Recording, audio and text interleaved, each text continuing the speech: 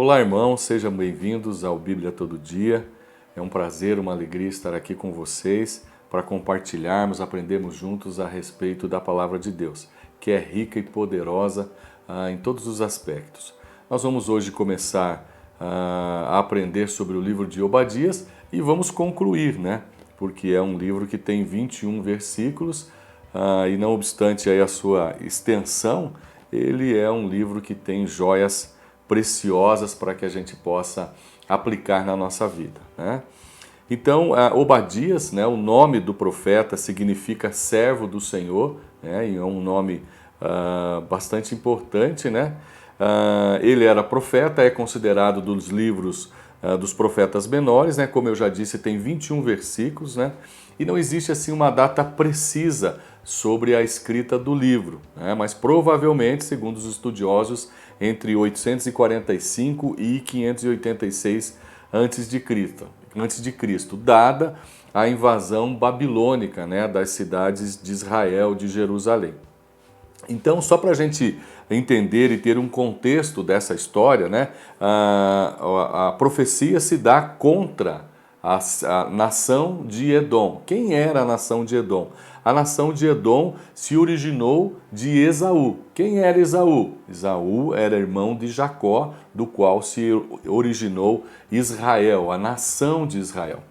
E se nós olharmos lá atrás para o livro de Gênesis, né, no capítulo 25, 26, ou um pouco antes, 23 e 24, nós vamos aprender um pouco a respeito dessa história, né?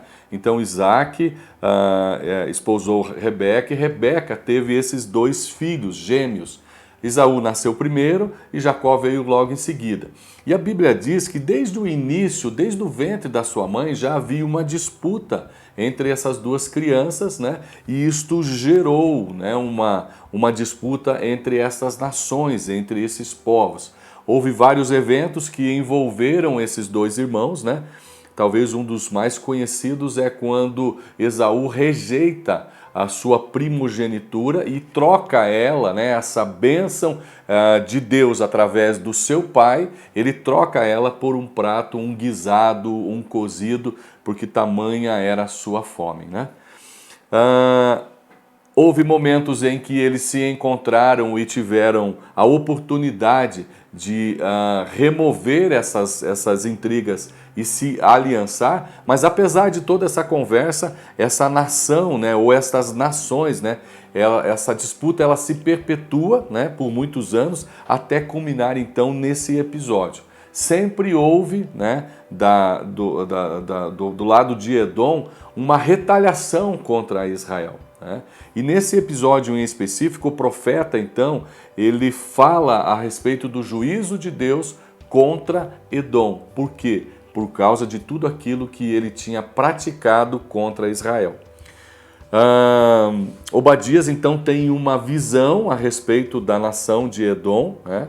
E ele autentica essa revelação divina com o pronunciado logo no início, né? No capítulo 1 diz assim, né? Visão de Obadias, o profeta, né? Assim diz o Senhor Jeová a respeito de Edom, né? Havia um endereço para esta profecia, era algo específico para esta nação. E a primeira lição que eu quero compartilhar com você, para o nosso coração, é de que tudo aquilo que nós fazemos, ele é conhecido por Deus. Nada escapa e no momento certo daremos conta ou prestaremos contas a Deus, né? Tem um ditado que eu acho bastante interessante, eu acho que cabe bem aqui, que diz assim, ó: semeamos voluntariamente, porém colheremos obrigatoriamente. Esta é talvez uma das primeiras lições que nós aprendemos aqui nesse livro de Obadias, né? Neste episódio em específico, né, os edonitas, que são então da nação de Edom, sendo irmãos de Israel, escolhem trair a sua família, o seu sangue, né?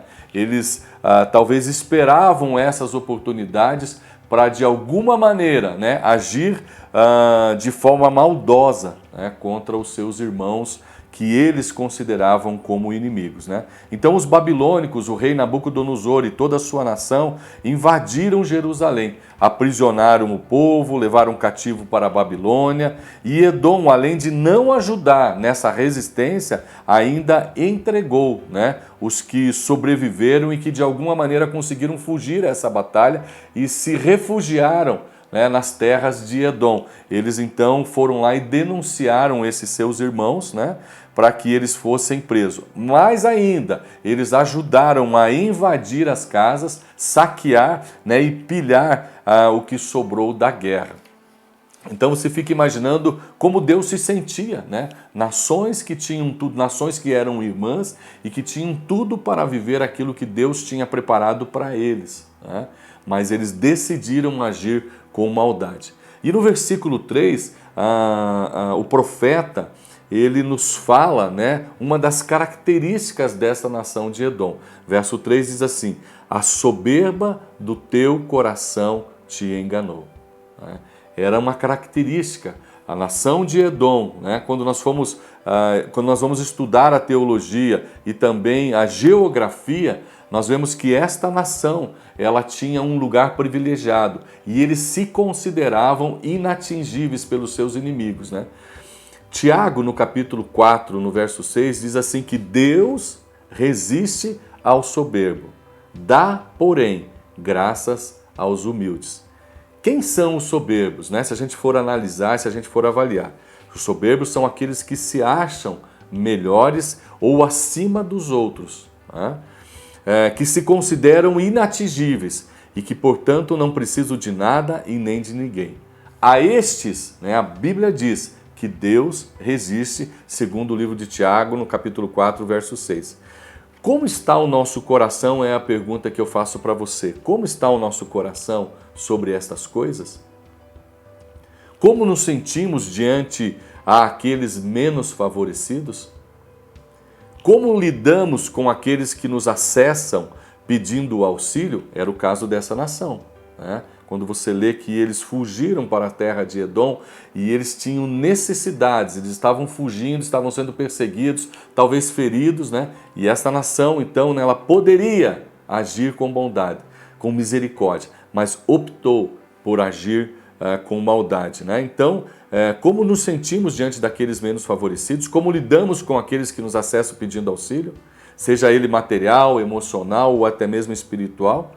Somos arrogantes, pretensiosos, né? Ou agimos com compaixão e bondade, que é o desejo de Deus, né? Esta é uma pergunta e eu gostaria que sempre esta atitude estivesse, ou Deus espera isso de nós, né? Que seja eu e você um refrigério para aqueles que nos procuram. Sejamos uma voz de esperança em nosso tempo. E por causa disso, não vamos enfrentar a resistência de Deus, mas ao contrário, vamos receber graça e graça divina. Olha que coisa interessante, né?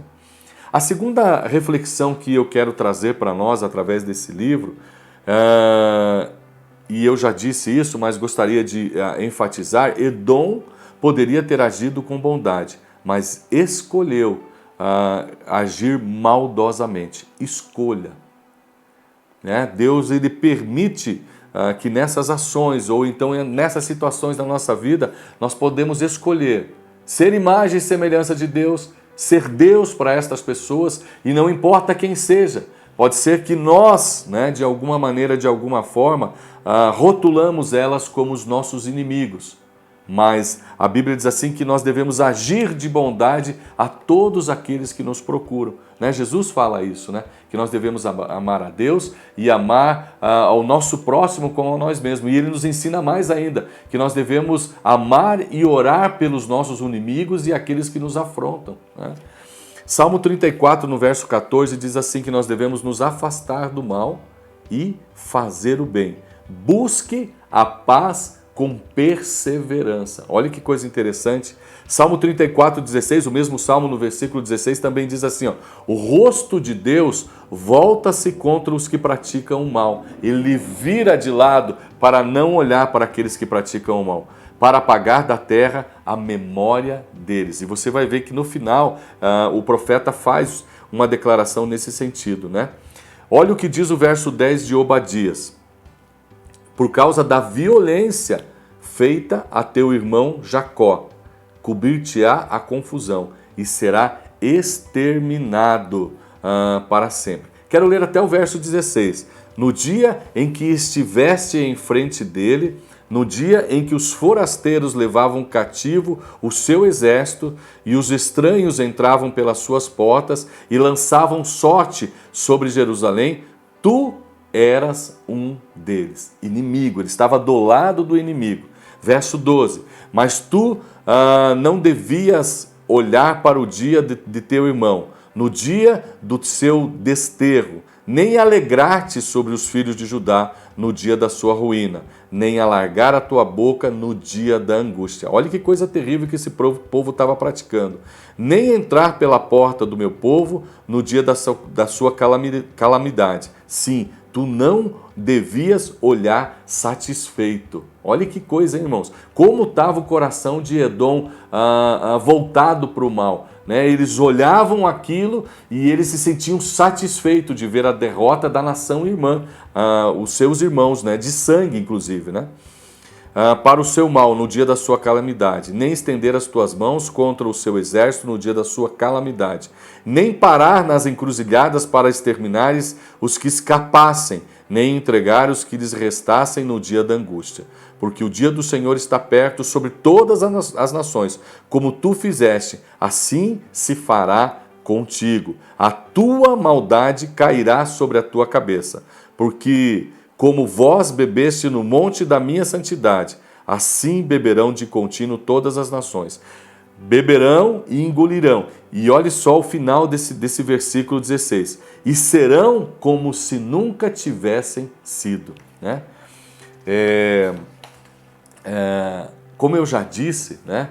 Edom ele se achava beneficiado por ter a sua cidade em meio a rochas. E os estudiosos dizem que havia só um caminho, um desfiladeiro para que você chegasse lá. E eles guardavam esse desfiladeiro e entendiam que os inimigos nunca conseguiriam chegar lá. E isso fez com que o coração de Edom se tornasse soberbo e ele se achasse superior aos outros. Mas a história conta, né, que os árabes nabateus, no século 6 e 5, eles invadiram essa fortaleza e expulsaram os edonitas de lá. Né? Alguns escaparam para o sul da Judéia e outros foram novamente dominados e expulsos em 312 a.C. Um dos estudiosos, chamado Clyde Francisco, diz assim: os árabes expulsaram os edomitas do seu reduto, próximo ao Mar Vermelho, capturando a capital dos edomeus, que se chamava Selá, e rebatizando-a de Petra. Eles vieram e se estabeleceram no Negueb, e por meio de casamentos com outros povos, tornaram-se idumeus no Novo Testamento. Já não eram mais edomitas, mas se transformaram em idumeus. Quanto aos israelitas, fazendo os primeiros desaparecer definitivamente da história. E olhe, né, o que diz o final do versículo 16. E serão como se nunca tivessem existido ou sido. E o verso 17 diz que a casa de Jacó é que vai prevalecer, e no verso 21 diz que o reino será do Senhor. Né? O que eu quero trazer para nós, né, para que a gente possa finalizar então, e essa é a terceira lição, né? O tempo de luta, o tempo de guerra e tempo de chorar sempre existirá, né? Mas também há tempo de clamar, né? Mas existe também certamente o tempo de intervenção de Deus, né? Ele sempre chega, ele não falha e será estabelecido, ou melhor, né, como nós temos aprendido, ele já está estabelecido, quer nós creiamos ou não. Né? O Senhor, né, como diz o final do livro, né, o reino será do Senhor. Né? Espero que de alguma forma isso tenha ajudado o teu coração e que essas lições possam nos amadurecer nesses dias. Muito obrigado e que Deus abençoe a sua vida.